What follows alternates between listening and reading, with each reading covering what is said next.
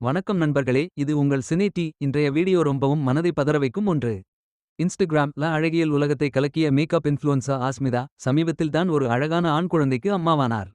ஆனா இன்று அந்த மகிழ்ச்சியின் நடுவே கணவர் கைது என்ற துயரமான செய்தி வெளியாகி இருக்கிறது. ஆஸ்மிதா ஒரு சாதாரண மேக்கப் ஆர்டிஸ்ட் இருந்து சோஷியல் மீடியா விலேயே ஒரு பாப்புலர் இன்ஃப்ளூயன்சர் மாறியவர். Bridal looks, skin care tips, motivational videos. அவருடைய ஆனஸ்ட் அப்ரோச், பர்சனல் லைஃப் ஃபாலோவர்களோட ஷேர் பண்ணுற நியாயம் அவளுக்கே ஒரு பிராண்ட் ஆகிவிட்டது.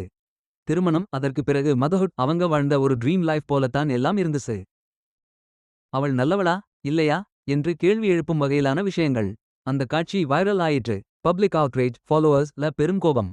இது தனிப்பட்ட ஸ்பேஸ் நடந்த ஒரு எமோஷனல் பட்ரேயல். ஏனெனில் ஆஸ்மிதா இந்த பயணத்தை முழுமையாக ஓபன் ஷேர் பண்ணவர்தான். இன்று காலை சென்னை விருகம்பாக்கம் மகளிர் காவல் நிலையம் உடனடி நடவடிக்கை எடுத்தது. Section 498A cruelty by husband, mental மற்றும் emotional abuse related sections. Police source சொல்றதப்படி ஆஸ்மிதாவின் மனதோடு விளையாடிய அவளது இமேஜ் பழிதூற்றும் வகையில் நடந்த ஹபான்ஸ் பிஹேவியருக்கு எதிராக சாலிட் கம்ப்ளைண்ட் வந்துச்சு. விசாரணைக்கு பிறகு கைது உறுதி.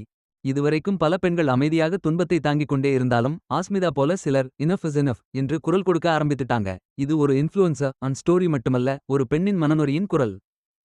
இப்போ கேள்வி, ஒரு பெண் ஓபன் பேசினால் அவள்தான் தவறா? அவளை தவறாக பேசியவர் நியாயமா? உங்களுக்கு பதில் என்ன? கமெண்ட்ஸ் இல் சொல்லுங்க. சினே டி இன்னும் நிறைய உண்மையான சினிமா மற்றும் செலிபிரிட்டி அப்டேட்ஸ் கொண்டு வரப்போகிறது. சப்ஸ்கிரைப் பண்ண மறக்காதீங்க.